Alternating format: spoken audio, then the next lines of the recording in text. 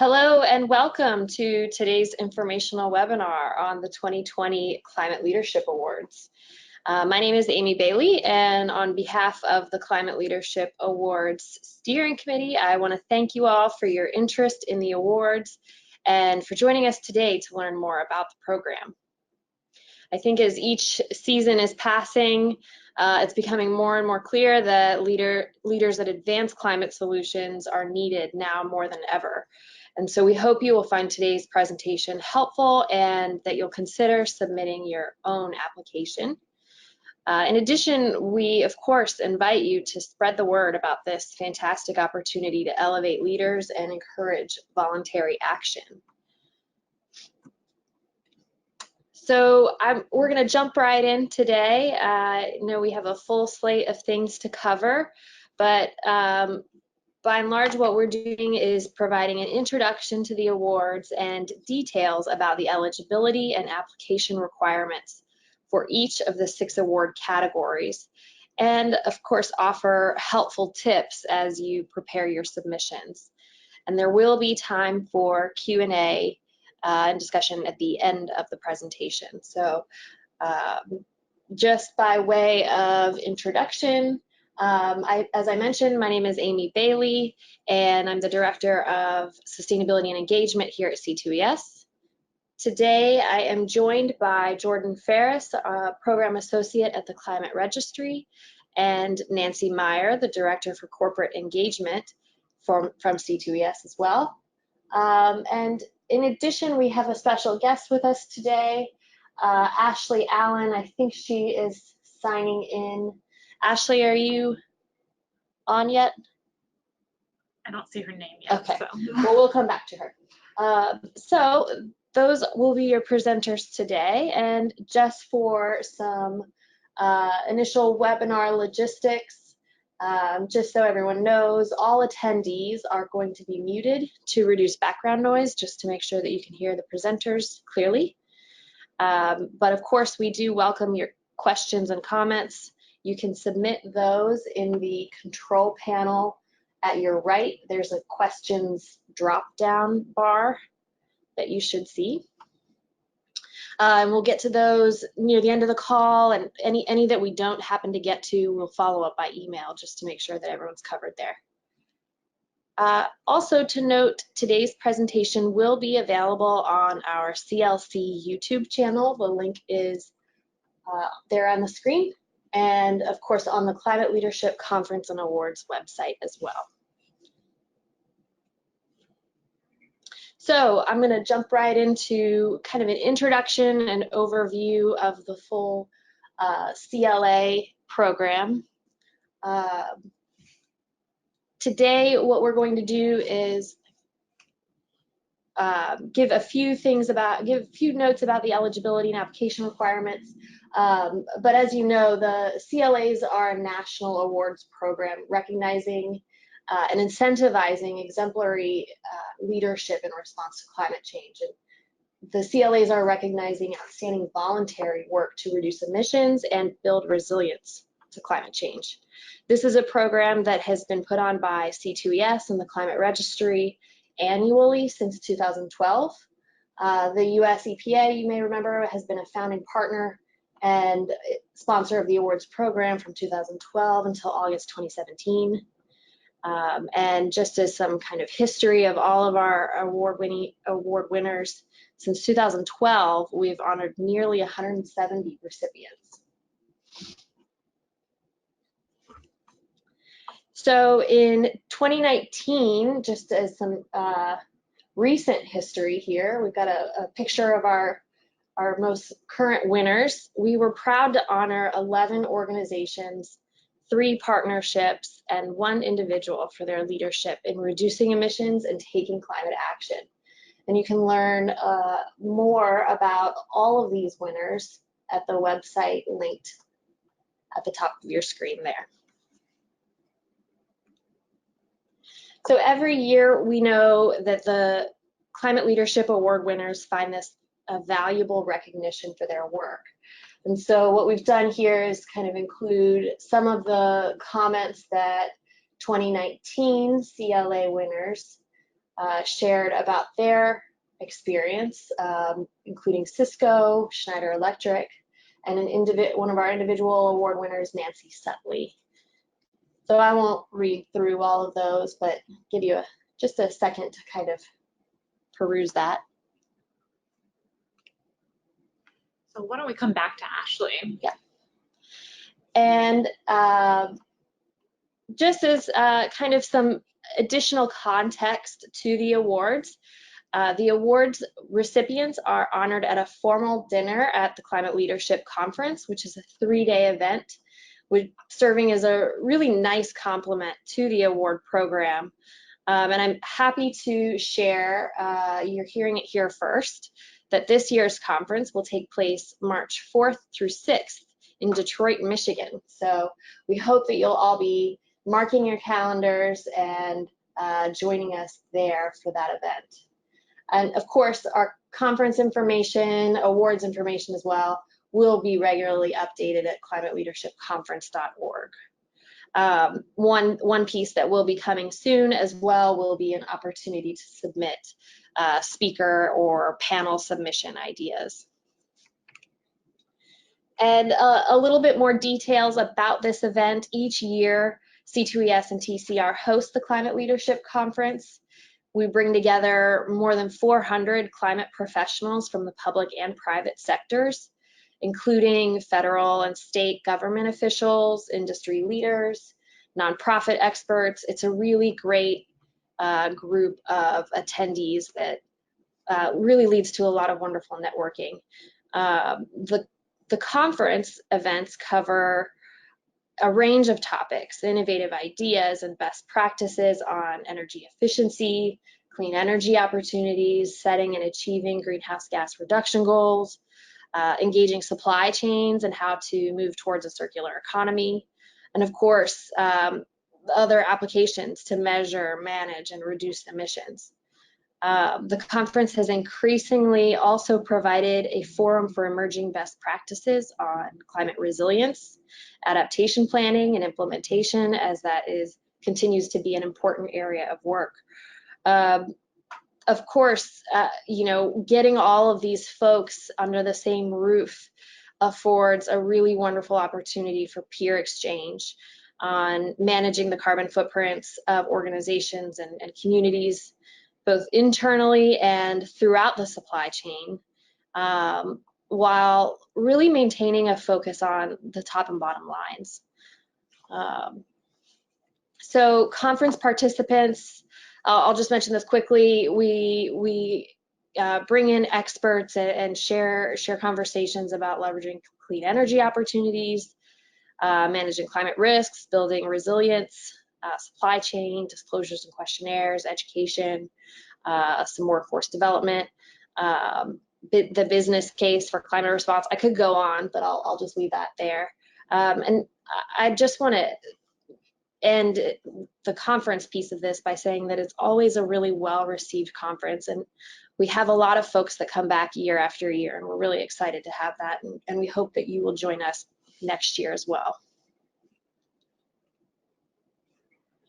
So now that you have a little bit of background on the Climate Leadership Conference, I want to turn our attention to the awards. That's what you all are attending this webinar for.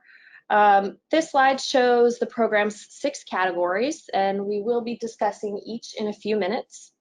Of course, a photo of our 2019 awards is there underneath. And over the years, these categories have really allowed us to elevate the activities and progress of organizations and individuals all over the country. And so it's a really great opportunity to kind of shed some light on the leaders all across the US. And because we hope you will consider applying for an award, I do want to walk you through the application and submission process very quickly. Now, before beginning your application, please be sure to review the eligibility requirements and the evaluation criteria for each category. These criteria are available for each award at the Climate Leadership Awards webpage provided here. And when you're ready to begin filling out the application, download and save the form to your computer. And note for the organizational individual leadership categories, you will also need to download a third-party reference form. Once you complete those forms and prepare all supporting materials, just go ahead, save them to your computer, and then upload them through the CLA Smarter Select portal.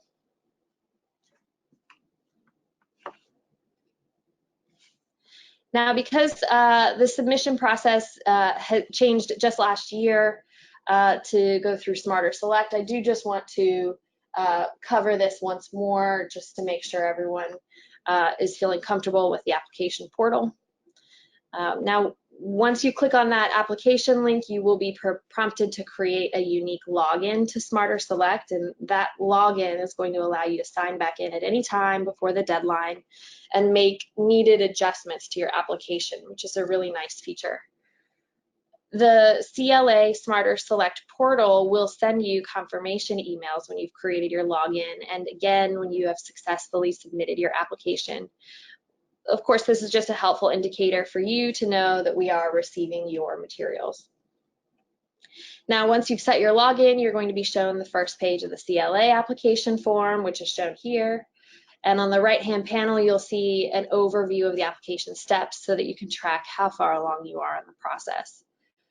You can also click on the printer icon that you can see up there at the upper right to print the application form as you fill it out. As you can see, you will also need to select the award category you're applying for right there in that main screen. And next you'll be prompted to provide the contact information relevant to the application. And just note that this should match the contact information included in your saved PDF form that you're going to upload.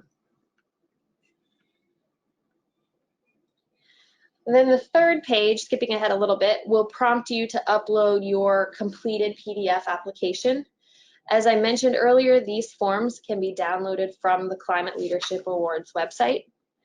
And once your document is successfully uploaded, you'll click the next button to upload any supporting materials that are associated with the application. And we'll get to these specific documents when we go through each award category. And the final page will prompt you to formally submit your application. And at that point, you're going to receive a confirmation email that your materials have been received. And lastly, I just want to note a few important dates. As I already mentioned, our conference will be held March 4th through 6th in Detroit, Michigan. But for this year, some pieces to note, the award application period is already open. That started on June 24th, and it will remain open through September 20th. So you have a few months there to get your award applications in. Late December and January is when we anticipate that the winner and non-winner notifications will be distributed. And so now I believe that Ashley Allen is now on the line.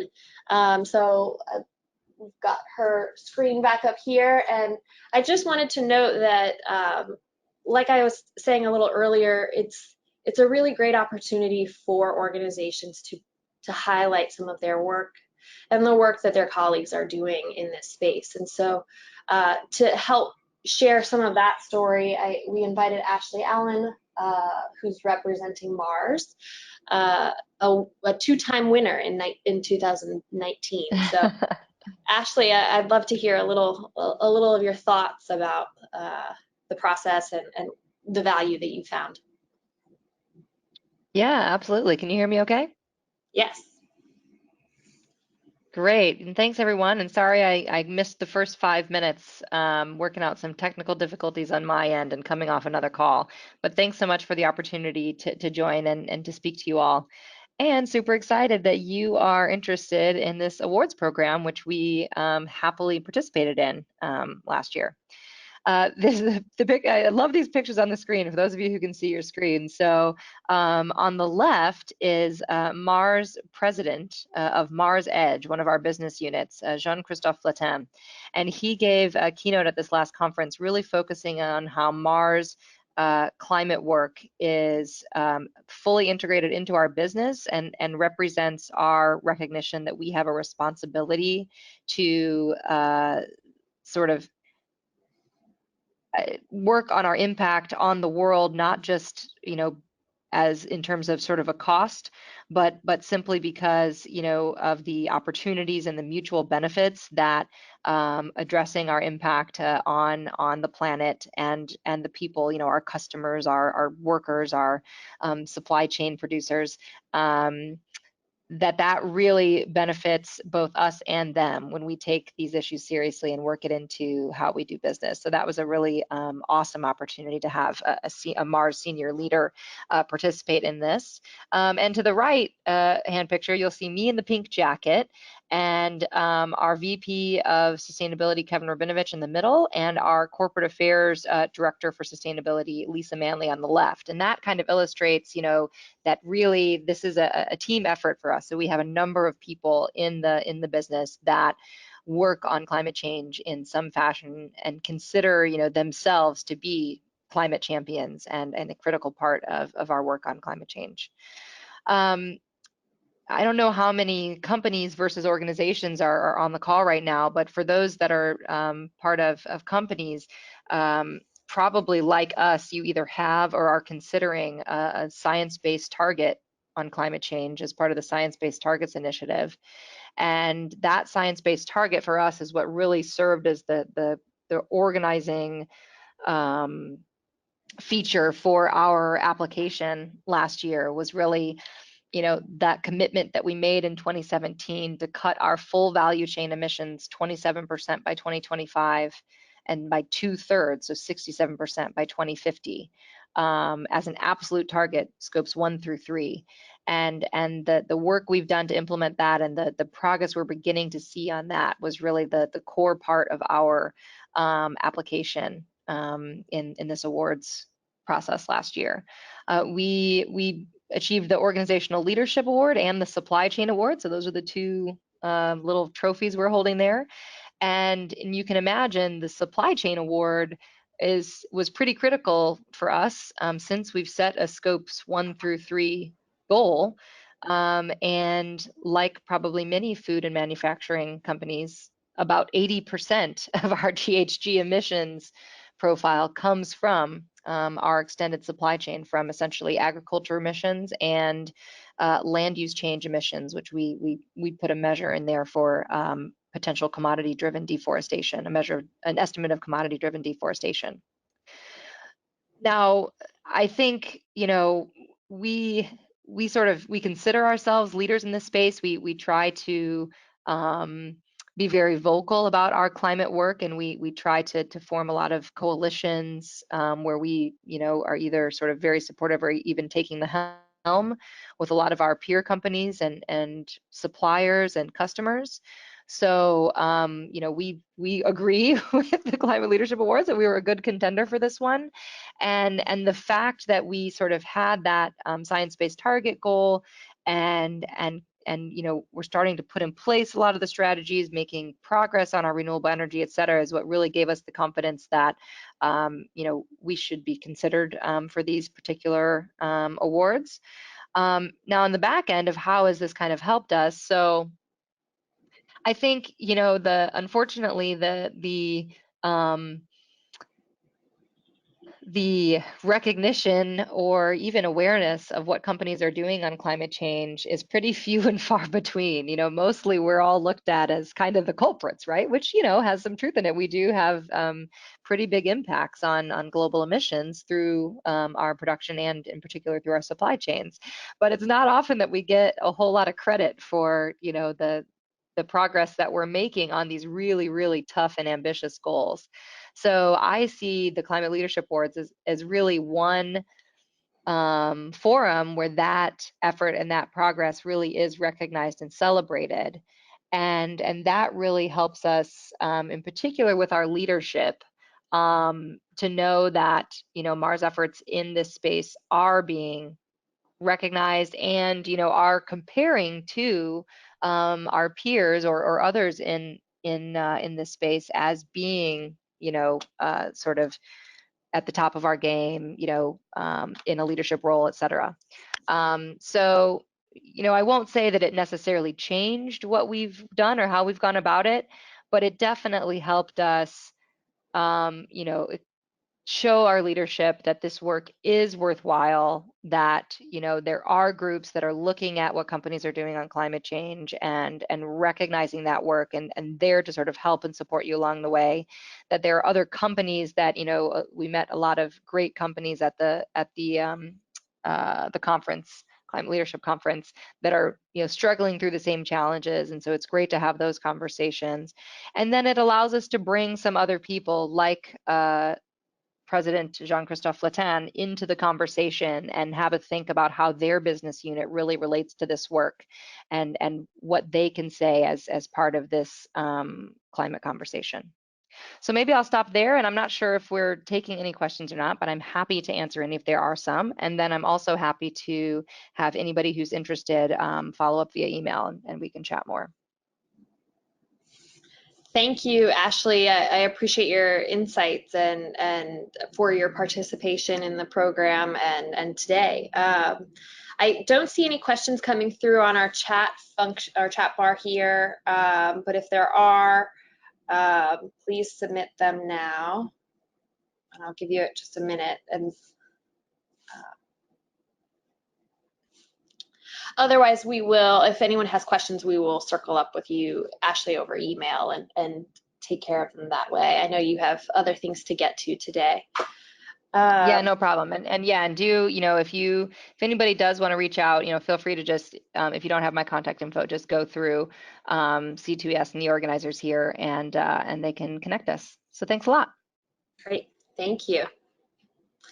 And with that, I would like to tee it over to my colleague at the Climate Registry, Jordan Ferris, who's going to tell us more about the eligibility requirements for the first start of our awards. Absolutely. Well, thanks so much, Amy. And thanks again to Ashley. It's always really inspiring to hear about some of the great work that Mars is doing. And we're really happy to have them play a role in the conference and awards last year. So thanks again. So again, my name is Jordan Ferris. I'm a program associate with the Climate Registry. I'm going to be talking through some of the general eligibility requirements and also discuss some of the greenhouse gas goal and greenhouse gas inventory requirements for the awards program as well. I'm not going to spend too much time getting into detail on a lot of this. I do want to note that the full, eligibility criteria, like Amy mentioned, are available online. So I encourage you to go take a look kind of at the details there. We have an FAQ page that does kind of explain some of the requirements and give more context. So like I said, this is going to be a pretty high level overview, but happy to answer any questions as we go through it. So if we could do next slide. So again, this says this is requirements for all awards categories. As you'll see, there are some kind of significant exceptions and caveats as we go through this. But first of all, applicants must have significant operations in the United States. Significant could mean, have a regional headquarters here, have significant manufacturing operations here. So as kind of two examples we usually use to kind of determine that. And the corporate or organizational budget must be at least $100 million. And the idea there is that, kind of as Ashley mentioned, very large organizations have the very large opportunity to make significant impacts or reductions.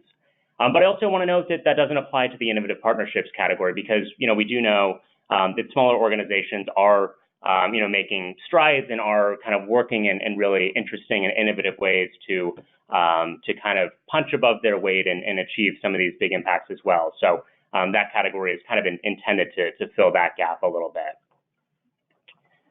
And as I alluded to a second ago, organizations must publicly disclose their greenhouse gas emissions and have absolute greenhouse gas reduction goals that fulfill the criteria. That's an exception for the innovative partnership and individual leadership category. And leadership activities must be recent. So we define that as January 1st, 2017 through September 20th of this year, which is the awards deadline.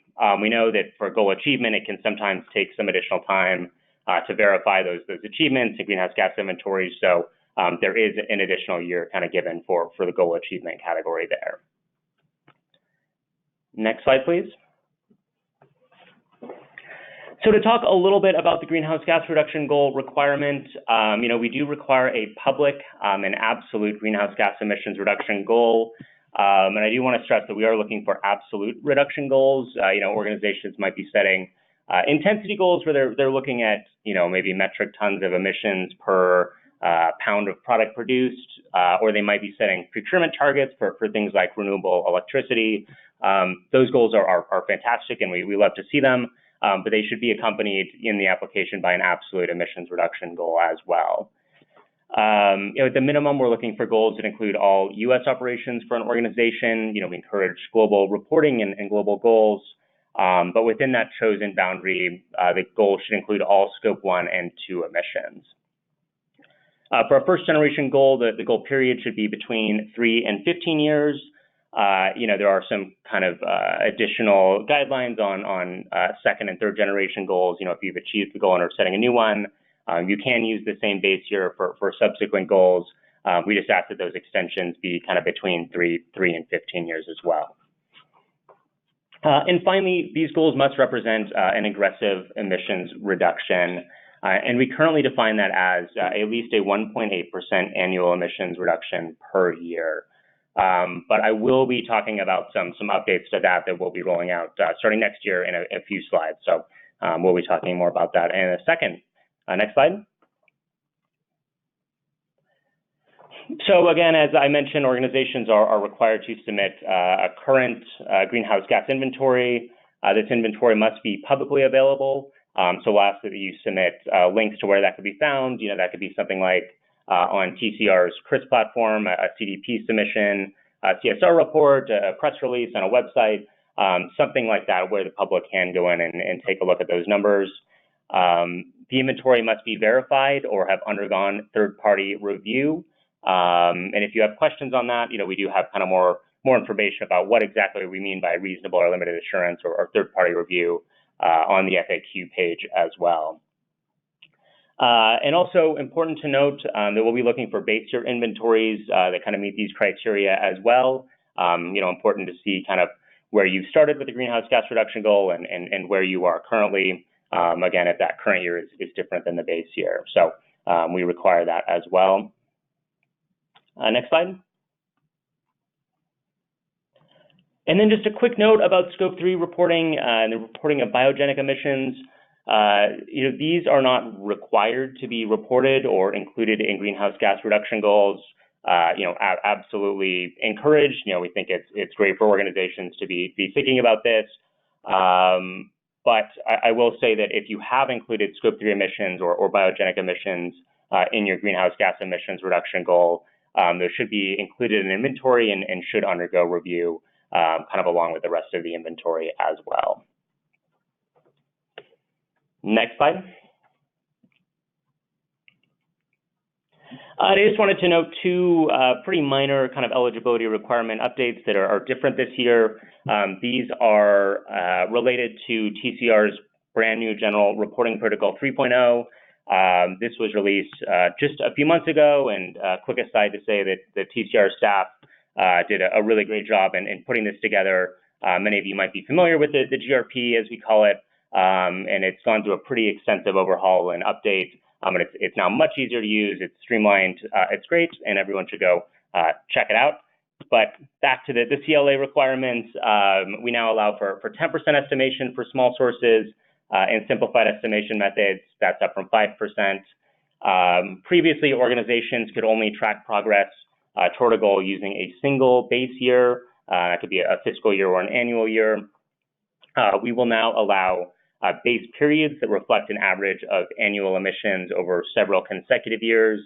This is still not very common, but it is sometimes used by organizations, in the agricultural sector or water management sector, where a single year of emissions may not entirely be representative of kind of an organization's operations or emissions trends over time. So, as I mentioned, there's more information available about that on the website or in the appendix of each application as well. And we can go to the next. So as I promised, circling back to the greenhouse gas goal aggressiveness, For the past few years, the awards program has required organizations to have a goal that reduces emissions 1.8% annually over time. This was established a number of years ago based on recommendations that came out of IPCC's Fifth Assessment Report, goals that had been submitted to EPA's Climate Leaders programs, and then goals kind of submitted to this program and others to see kind of where aggressiveness was at the time. But it's becoming increasingly clear that we need to be doing more and we need to be doing more faster. That was made really kind of starkly clear by the IPCC 1.5 special report that came out last year. So we've kind of received the message and are planning to require goals that are more aggressive. This is not going to apply to this year's awards program. This is going to kick in kind of starting in 2021, and it's a bit of a phased-in approach. So for goals that are being set, a goal publicly set after January 1st, 2020 must commit to at least a 2.5% annual emissions reduction. So, if you have kind of an existing goal, maybe you are setting one this year or just set one. If you're applying next year, we'll still accept a goal that is, 1.8%, but we are going to start requiring that for goals being set in 2020 and beyond. This does, I will note, align with the Science Based Target Initiative ambition threshold for a well below 2 degrees C temperature goal. We do point to them as best practice on kind of what constitutes aggressiveness. So you'll notice that there is some alignment there. I'll note that these are minimums too. I mean, we really want to see goals that are more aggressive than this and that are aligning, maybe with 1.5 targets as well. But again, just kind of bumping up that minimum threshold. And I will note that for the goal achievement category, this is kind of going to be handled a little bit differently. All goals achieved after January 1st, 2025 must have achieved at least 2.5% annual reduction. So kind of a phased-in approach there. We know it takes some additional time to set, implement, and then actually achieve these new goals. So that's why the time frame is a little bit longer there. But we do have some more information, like I said, on our website. I'm happy to take questions, but just want to reiterate that this is not something that will impact applications for the 2020 awards, but will be impacting applications for 2021 and beyond. So just a note to get ready for.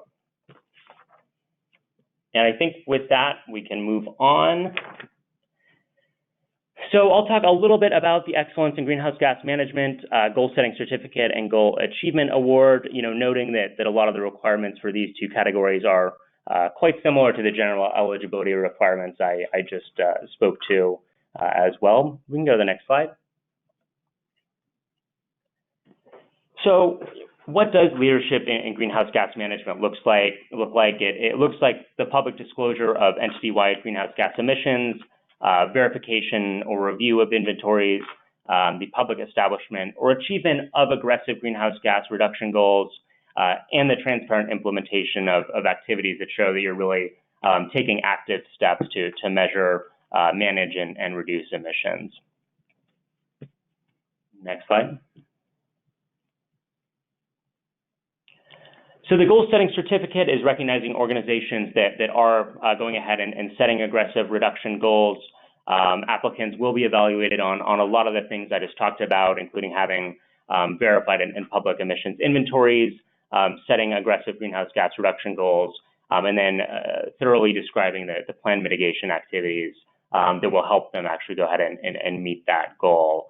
Organizations can apply with a first generation goal, but many are applying with second or third generation goals.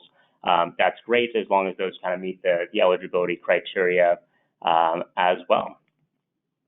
We can go to the next slide. And Goal Achievement Award, you'll kind of sense the trend here is recognizing organizations that are actually going ahead and achieving the emissions reduction goals that they have set. Something that's a little different with this one, as you can imagine, is that we are also looking to see a verified greenhouse gas emissions inventory for the goal achievement year as well, and looking to see description of mitigation activities implemented during the goal period that actually helped achieve that goal as well. But again, the general eligibility criteria in terms of the inventory and the goal that I talked through do apply to these awards. So, you know, I encourage you to kind of go consult that information in greater detail. And next slide. So just a few tips for success here. You know, we ask you provide a clear statement of the absolute emissions reduction goal. So an example, and Ashley actually said this quite clearly earlier for what Mars done, which is a great example. But for example, you know, we plan to reduce our organization-wide scope 1 and 2 emissions by 40% from 2018 to 2030. So kind of giving us all the relevant information in one place to kind of clearly understand what you're hoping to do or the goal that you have achieved.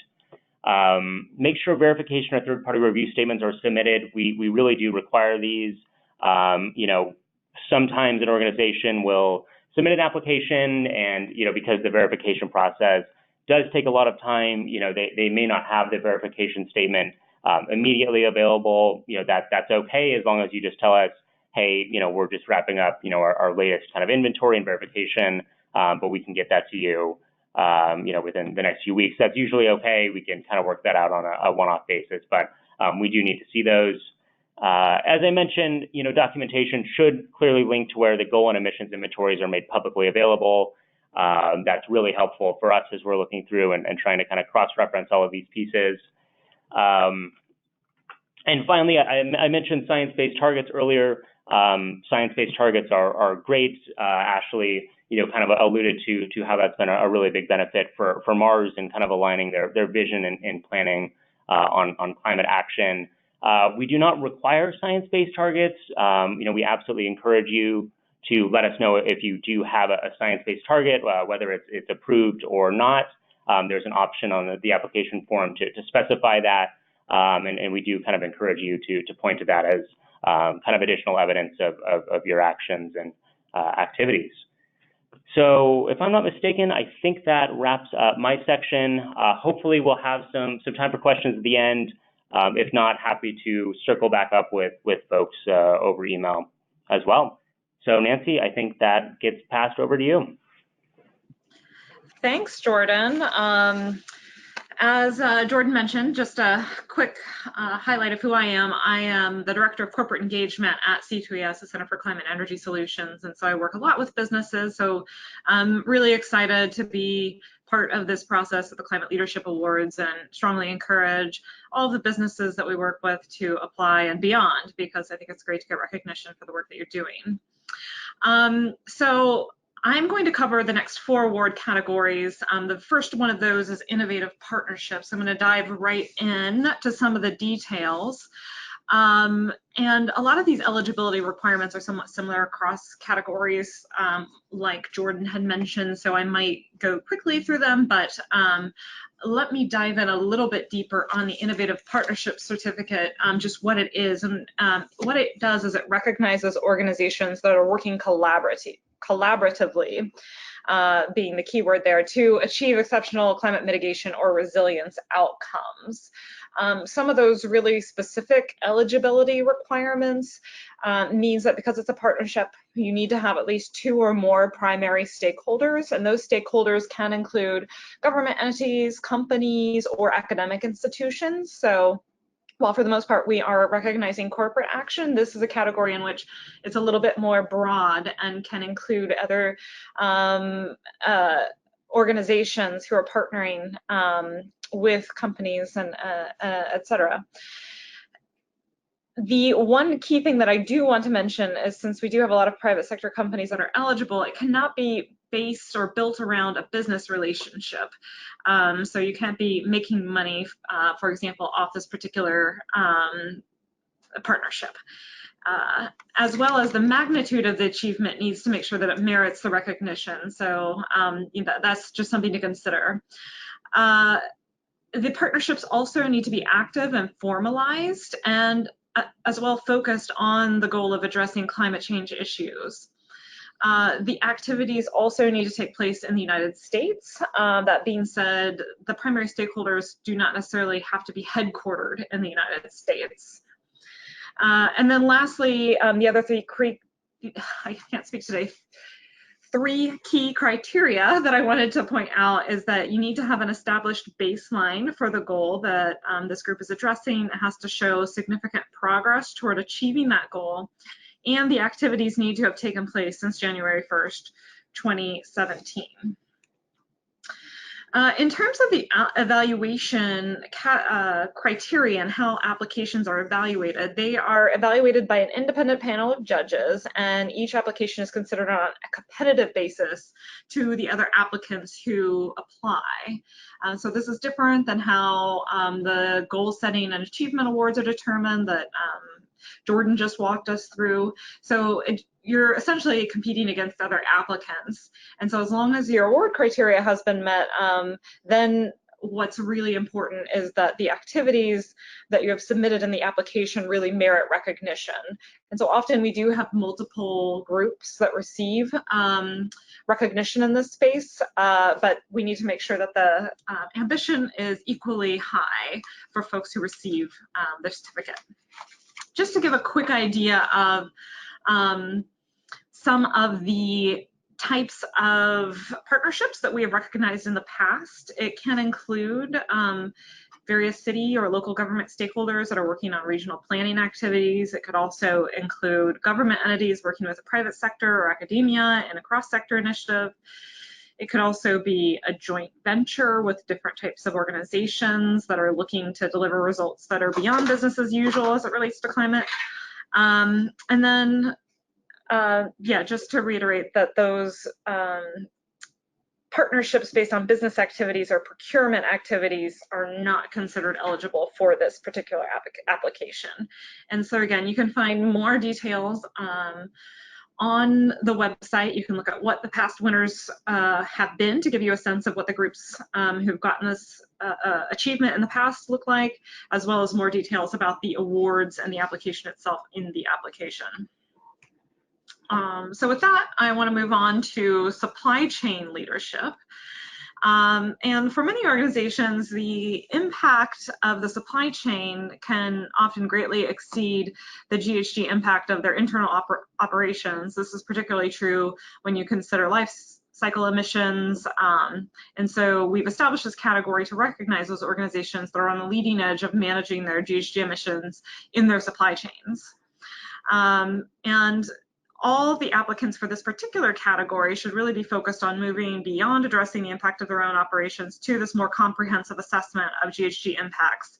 That includes the raw materials and products that they buy from upstream suppliers, as well as the services that they provide to their downstream customers. Because of this, we do highly encourage that participants have conducted a Scope 3 emissions inventory and that they have an established Scope 3 goal, and that those reported emissions have undergone a third-party critical review. We do believe that transparently documenting your own supply chain emissions is a really important element to showing leadership in this area. So it's not an explicit requirement, but it is highly encouraged and is considered, you know, one of the differentiating factors for different folks who apply for this award. In terms of how it's evaluated, as with innovation partnerships, applications are reviewed by a panel of experts. Some of those key criteria include the level of leadership, innovation, and achievement in reducing an organization's supply chain emissions. The evaluators will look at the breadth and the scope of the implemented program, the reductions that have been achieved, or those long-term potential to make greater reductions. It'll also look at the degree to which applicants have gone beyond business as usual or normal business practices and have a very high level of commitment demonstrated. Like with the other applications, all activities need to have taken place since January 1st, 2017, but the applications can refer to activities before that time, since we recognize that reviewers might want to consider the length of time that an action has been in practice for this particular award. And so the application specifically asks applicants for examples of leadership across these 4 categories: internal administrative actions, collaboration, measurement and reporting, and GHG reductions. And so we provided a few examples here for what your company might consider describing under each of these leadership action areas in your application. For example, under internal administrative actions, companies are asked to describe internal leadership action taken to address supply chain emissions. This could include codifying GHG-related criteria into procurement processes. To illustrate collaboration, companies are asked to describe collaborative leadership initiatives that you've taken across your corporate supply chain. This could include engaging with your suppliers and providing GHG management resources, or implementing supplier GHG scorecards.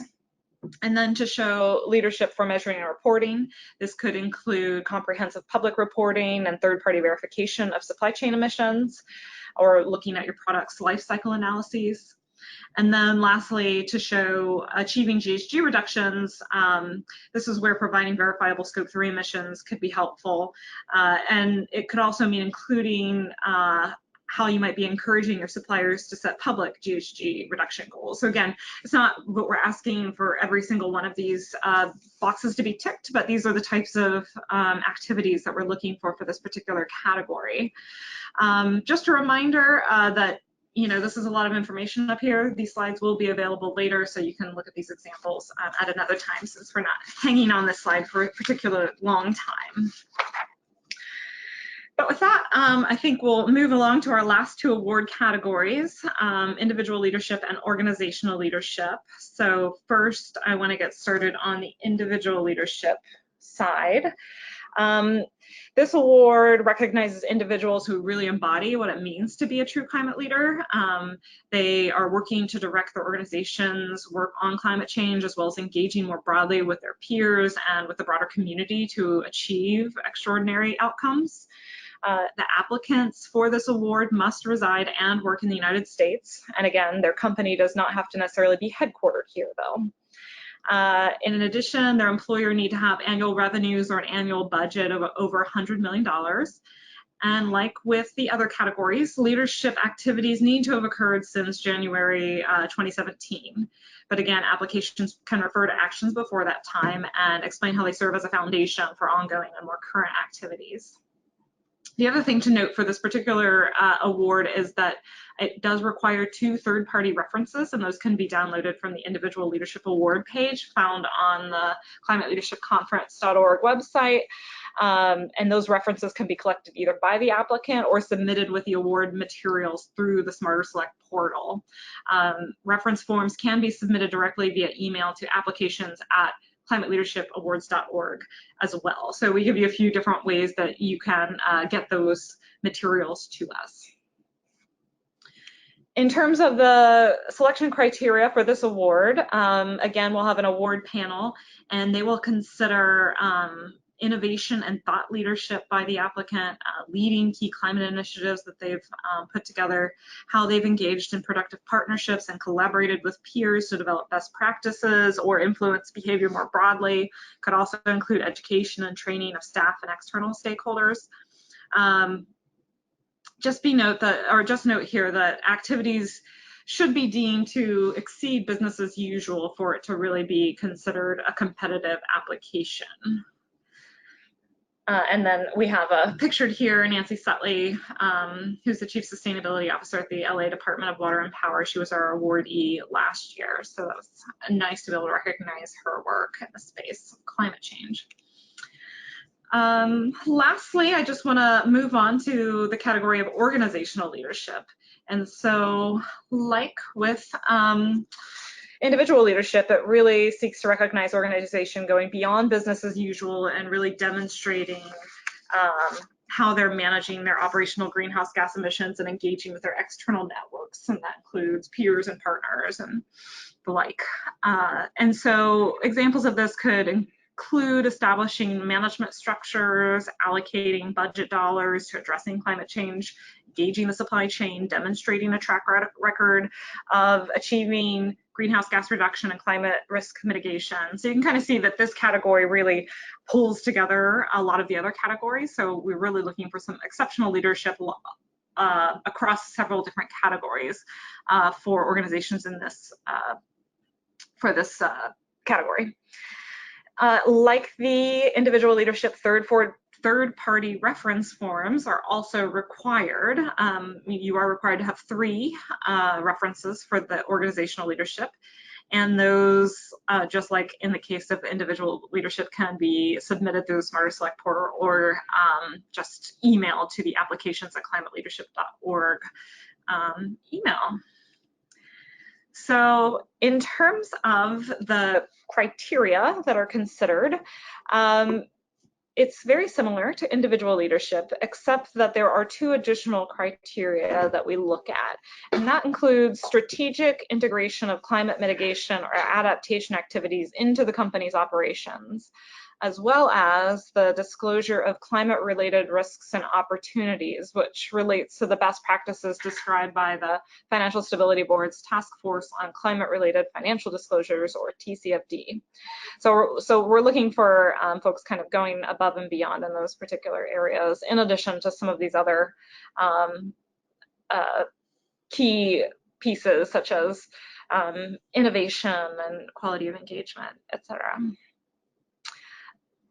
Please note that the general eligibility requirements that Jordan went over earlier in the webinar, as well as the greenhouse gas inventory and verification and the greenhouse gas reduction goal requirements, are also required for this category. And you can always refer to the appendix of the application for the complete list of requirements. I think Jordan mentioned that earlier on. And that will give you kind of that full list. So in case you're worried you might miss something, we have it all printed out for you in each application.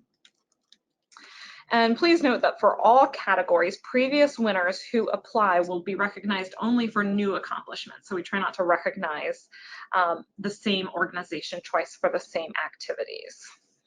So with that, we have just a few more minutes left, and happy to be able to take some questions. I know we've been getting questions in as we've been going along, but if you have more questions that are unanswered, feel free to type those into the question box there to the side. And with that, I think I might hand things over to Amy, since she's been tracking the questions a little more closely. Great, thank you. And thank you for the questions that have been coming in throughout the course of the webinar. I have a few that I want to tee over to Jordan. First, what do we mean when we say that the budget must be 100 million? And so Jordan, I don't know, expand on that just a little. Yeah, and I think it may have been using a little bit of shorthand there. So, what we say in the awards requirement is that we're looking for legally recognized corporate organizations with annual revenues over $100 million, or governmental entities or academic organizations or nonprofits with annual budget over $100 million. So we, essentially there's a field on the application where you put in your budget. We're not too strict by the exact definition or what is included in that, but feel free to kind of reference the guidelines there in the application form. Great, thank you. And in terms of certification and verification, there's a question about a green marine certification. Yeah. That be a third party. That's a really good question. There are a number of programs that, kind of sector specific programs that do kind of certification or validation of environmental efforts. I'm not familiar with the Green Marine certification in particular. I think that the key thing, about what we're looking for here is we're really looking for an organization that has gone in, a third party that's gone in and reviewed those greenhouse gas emissions specifically. So the review statement will say, we have reviewed, maybe all of these environmental attributes, but we have specifically looked at the greenhouse gas emissions or the climate impacts. Here are the final numbers for scope 1 and scope 2, and we attest to the accuracy of these is really what it comes down to. So, if climate is specifically a part of the Green Marine certification, and they are specifically validating those emissions and are attesting to that, I think that probably could work. But happy to kind of answer questions in more detail about that as well if anyone wants to talk about that certification program. Great. Thank you, Jordan. Another early question about whether the Climate Leadership Awards is more for private companies or local governments encouraged to apply as well. And I could just say, you know, this is open to all as long as you're meeting some of the eligibility requirements.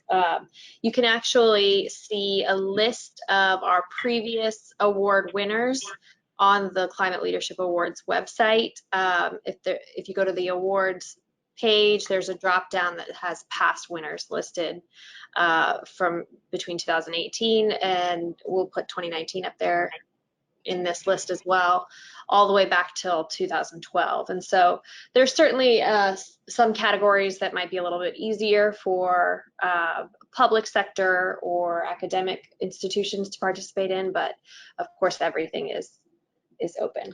And I think in my remarks kind of focus on the corporate piece, and I probably shouldn't have said that because we do acknowledge government group.